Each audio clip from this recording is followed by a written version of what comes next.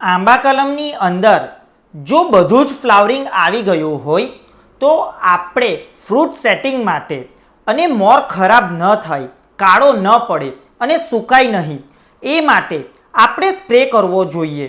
જો આપણે સ્પ્રે નહીં કરીશું તો જે પણ મોર આવ્યો હોય છે એ કાળો પડી અને ખરાબ થઈ જશે. તો એ માટે 200 લીટર પાણીની અંદર થાયોમેક્થોક્ઝાઇમ 200 ગ્રામ, બોરોન 250 ગ્રામ, ગન 400 ml અને સ્પાઇન 300 ml લઈ અને આપણે સ્પ્રે કરવો જોઈએ.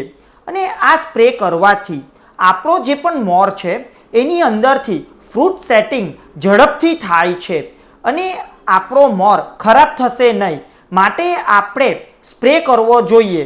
તે ઉપરાંત મધ્યો અને જીવાત પણ દૂર થાય છે. આવી જ વધારે માહિતી માટે આપ અમારા વોટ્સઅપ ગ્રુપમાં જોડાઈ શકો છો. ત્યાંથી પણ આપને રોજબરોજ આવી જ ખેતીની નવી જાણકારી મળશે. ધન્યવાદ.